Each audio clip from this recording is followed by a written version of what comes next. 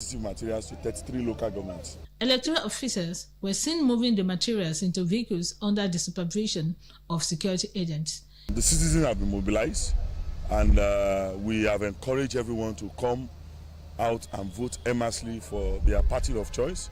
As IPAC, we are conglomerates of all the 19 political parties. So everybody is mobilizing themselves across the party lines, and we are optimistic that it has started successfully. It's going to end successfully.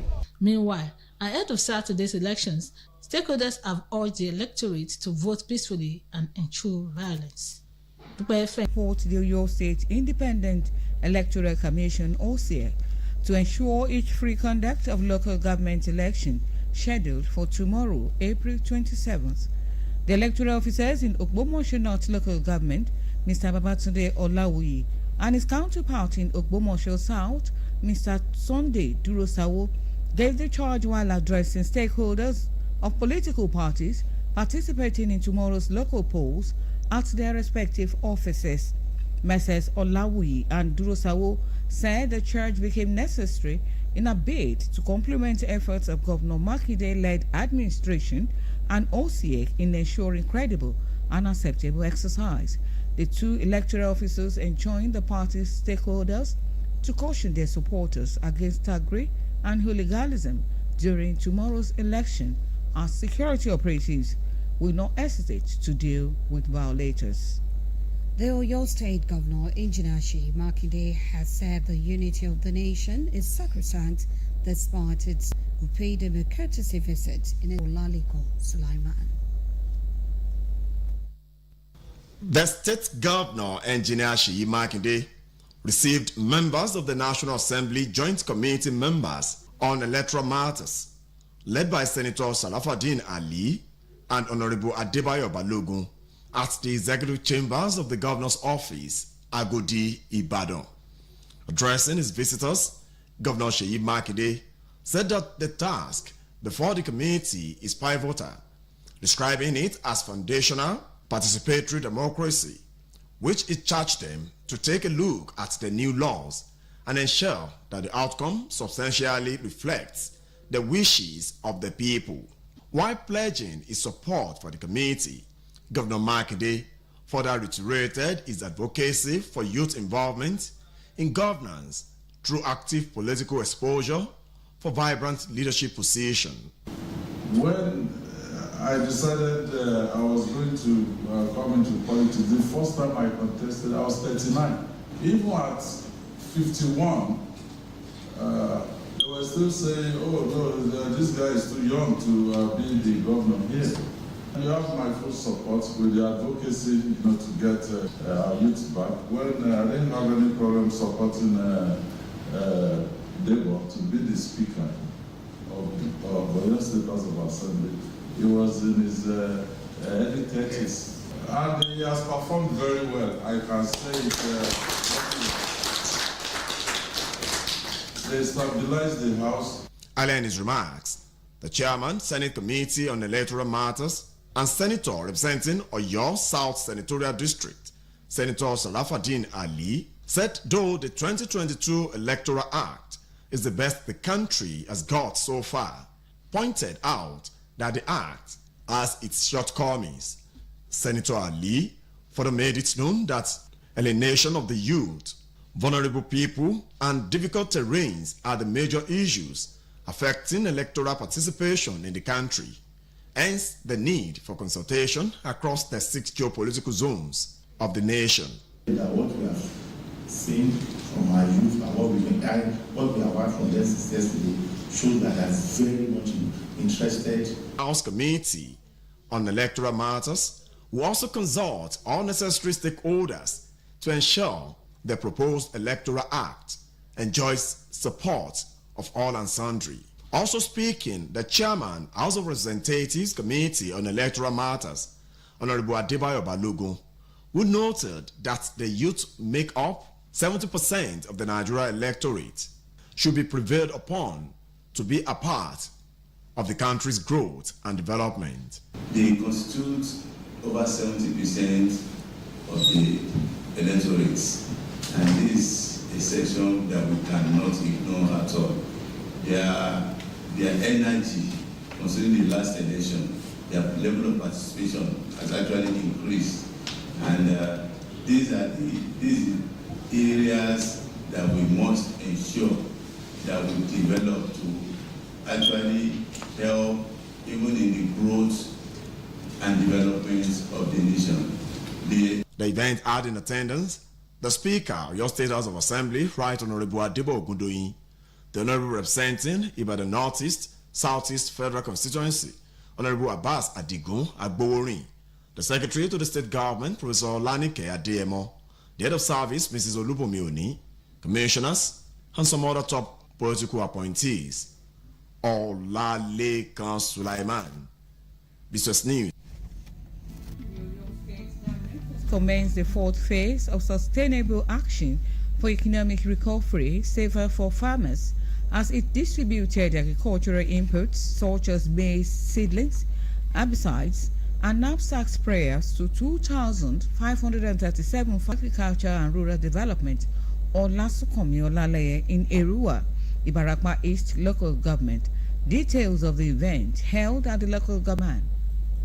Addressing the beneficiaries, the State Commissioner for Agriculture and Rural Development, Olasukomi Olaleye, who also doubles as the Chairman, Safer Food Security Subcommittee, hinted that the distribution of inputs to farmers was also going on simultaneously at Igwora, Ibarapa Central Local Government, and Ayete in Ibarapa North Local Government. He recalled that 1 billion naira loan was disbursed to farmers through accredited microfinance banks, while thousands of poultry, fishery, and piggery farmers had also benefited in the first, second, and third phases of the inputs distribution exercise to farmers across the state. By next week, free vaccination of cattle and distribution of feeds to sheep and goats will also commence across Oyo State. In the next 10 days as well, subsidy on use of tractors will commence. So if you cultivate 5 acres, the government will pay for 2.5 acres. Mr. Laleye added that the exercise was to ensure that Oyo State had abundant food supply for the people of the state, and also to reduce prices of foodstuffs so as to cushion the effect of economic hardship on residents of the state. Speaking on behalf of the beneficiaries, Mr. Rafiu Said thanked the state government for the farm input support, saying that the materials will have significant effect on their farms and produce.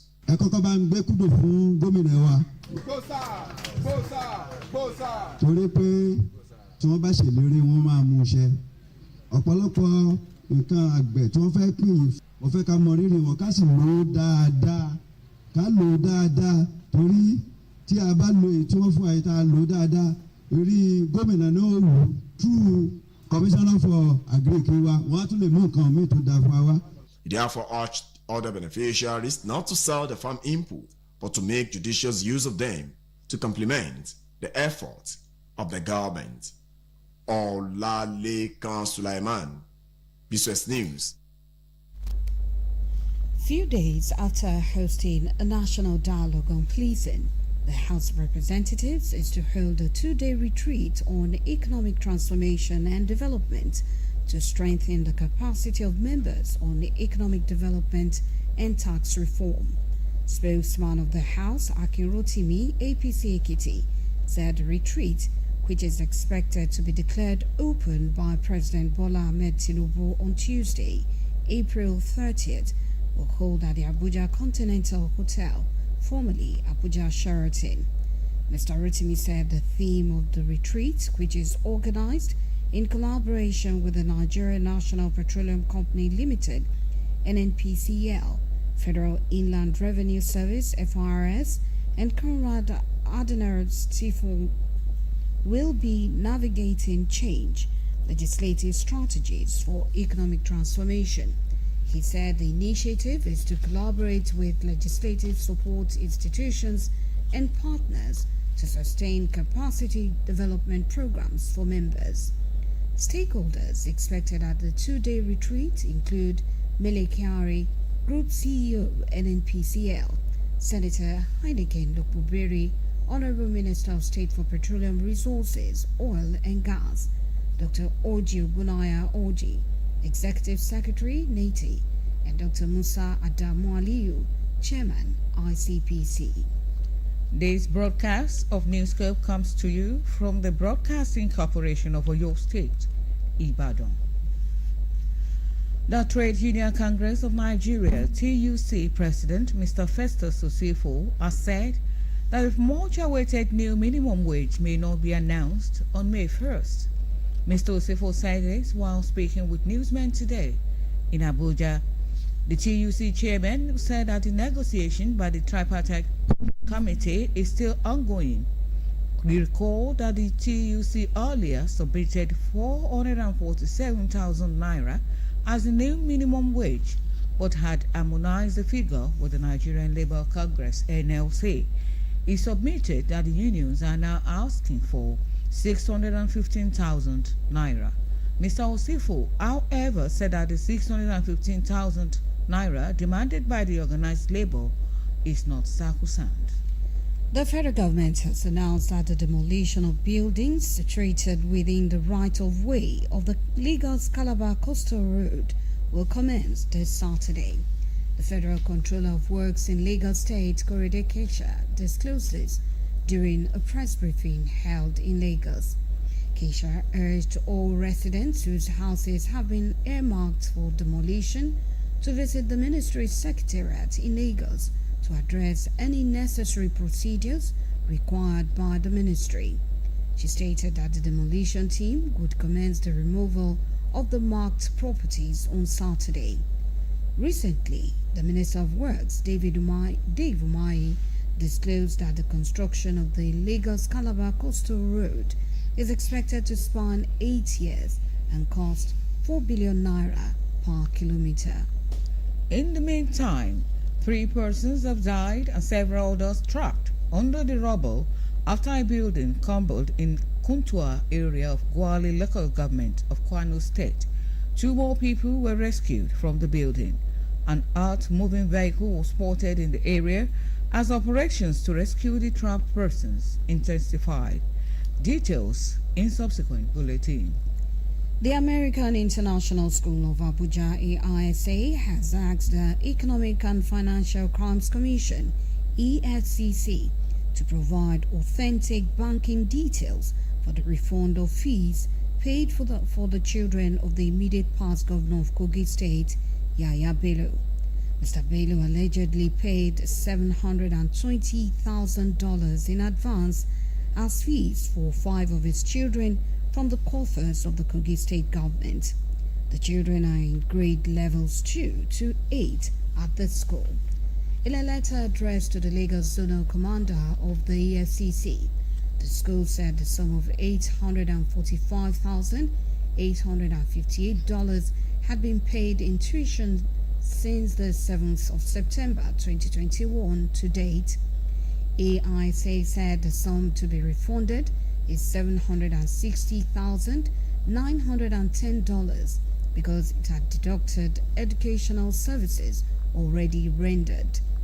In a statement signed by Greg Hughes, AISA also said Ali Bello contacted the school on Friday 13th August 2021 requesting to pay the school fees in advance until the student graduates from high school. The school said it would draw the attention of the anti-graft agency if there were any further deposits by the Bello family.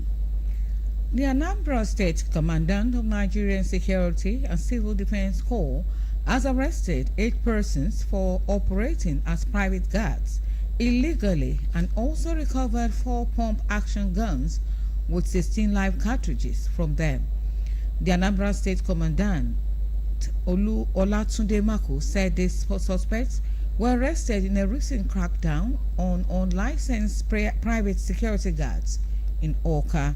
Mr. Mako, while parading the suspects at the headquarters in Awka today, issued a stern warning to operators of illegal private security outfits in the state.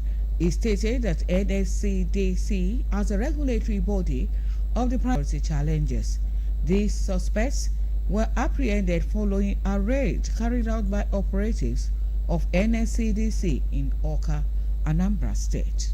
A special tactical team detailed from the Delta State Police Command, Asaba, have arrested 2 persons suspected to be kidnappers and recovered 2 female corpses from a forest between Ughelli North and Okwe local government areas of Delta State after a gun battle.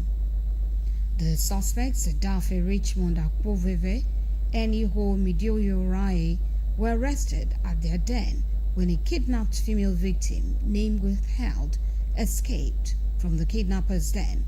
It was gathered that the female victim had boarded a tricycle along Isoko Road to stop at one of the new generation banks along Market Road, Ughelli, in Ughelli North local government area before she was kidnapped. The National Agency for Food, Drug Administration and Control, NAFDAC, has sealed many unregistered bakeries for operating without the agency's approval in Plateau State. In a statement today, the Director North Central Zone, Mr. Shaba Muhammad, said that various water packaging companies were sealed for producing under poor good manufacturing practices, GMP. Mr. Muhammad further said that many patent medicine stores were also sealed for selling expired and unregistered medical products. He said that the raids were carried out during NAFDAC's routine inspection and surveillance conducted in Dengue, Wase, Yelwa, Sheldam, Shendam, Namu local government areas by regulatory officers from North Central Zonal Office in Jos. The Director of the Regulatory System that will ensure only the right quality food, drugs, and other regulated products were manufactured, exported, imported, advertised, distributed, sold, and used. And on the foreign scene, the ruling Communist Party says the head of Vietnam's parliament has resigned over unspecified violations and shortcomings as a major anti-corruption campaign in the Southeast Asian country continues.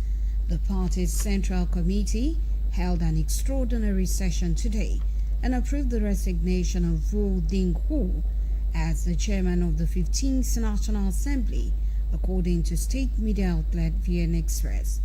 The committee said in a statement that Comrade Vo Ding Hu's violations and shortcomings have caused negative public opinion, affecting the reputation of the party, state, and him personally.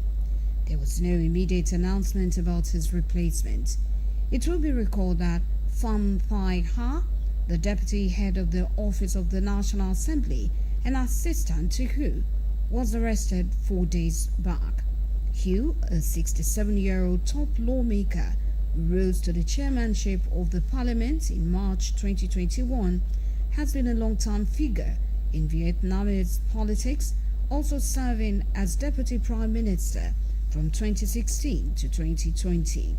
He had been touted as a possible candidate for the Communist Party's secretary position, Vietnam's most powerful job. To end this edition of Newscope, here again are the main points. All measures have been put in place by the Oyo State Independent Electoral Commission, OCF, to guarantee each free local government elections across the state on Saturday. Oyo State Governor Engineer Seyi Makinde has said the unity of the nation is sacrosanct despite its diversity. American International School of Abuja, AISA, has asked the Economic and Financial Crimes Commission, EFCC, to provide authentic banking details for the refund of fees paid for the children of the immediate past governor of Kogi State, Yahya Bello. And on the foreign scene, we told you that the ruling Communist Party says the head of Vietnam's parliament has resigned over unspecified violations and shortcomings as a major anti-corruption campaign in the Southeast Asian country continues. And that's all from Newscope Desk for now. It was packaged by Folakebi Akombi and delivered by Jamila Elegbede. Good evening. and I am Adebola Moibi. Thanks for listening, and don't forget to tune in for the Yoruba version at 8 p.m. Good evening.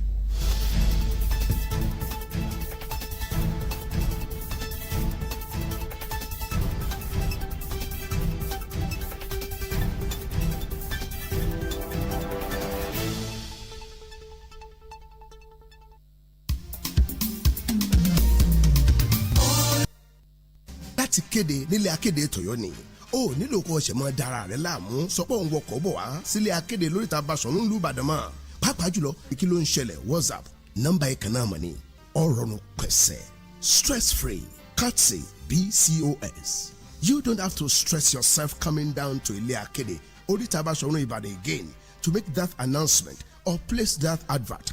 Book online, personal paid announcements, obituaries, or in memoriam, annual conventions, workshops, crusades, social diaries, inter-house sport competitions, musical shows or concerts, and other promotions. Very simple. Go online to book for transmission on BCOS radio channels or BCOS TV, or simply call 091 5870 3300 or WhatsApp on the same number 091 5870 3300.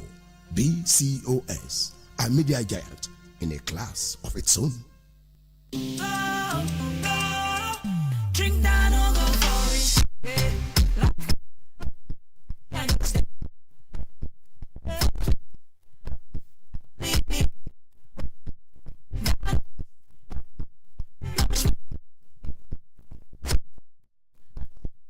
I will go for it.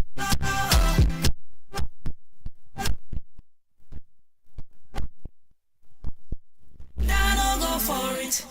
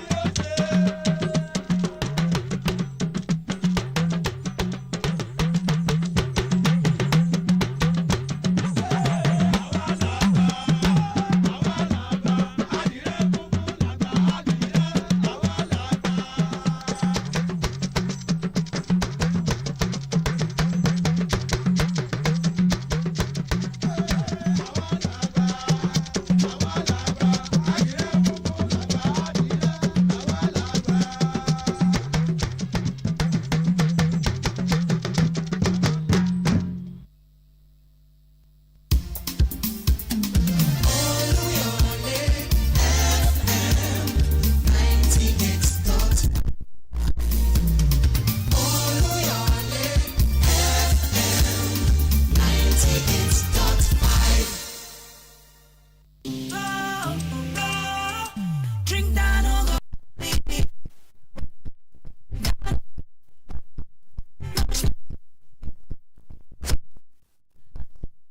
I will go for it.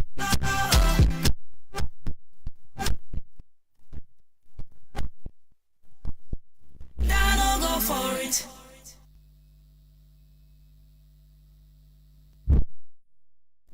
Ngoro. Yeah, Ngoro. Kilewi o. Ngoro. Àmì òjijì. Rédíò tí ó la fi wé. Olúyọ̀lé FM. Àwa ni bàbá. Ìdùnnú rẹ lójoojúmọ́. Èmi ò lè ṣe kí mi máa gbọ́. Olúyọ̀lé FM bàbá orin tìlú. Àṣà èdè ìmọ̀ràn ẹ̀fẹ̀ ìmọ̀ràn ìròyìn lẹ́kùnrẹ́rẹ́ olókìtì bí ọmọ kò sí ní gbò. Olúyọ̀lé FM 90.5 ìdùnnú rẹ ni lójoojúmọ́. 98.5 FM. Oh yeah. 98.5 FM. This is the place to be. With the radio experience. If you're looking for the best in news, sports and entertainment, we got everything you need and so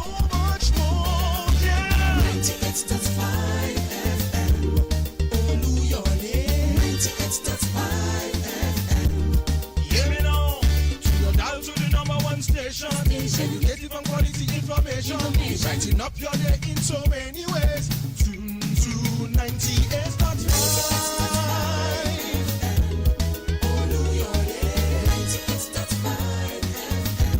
98.5 Oluyole 98.5 FM. It's 6:30 on Oluyole 98.5 FM Ibadan. Up next is Talk with Jenny.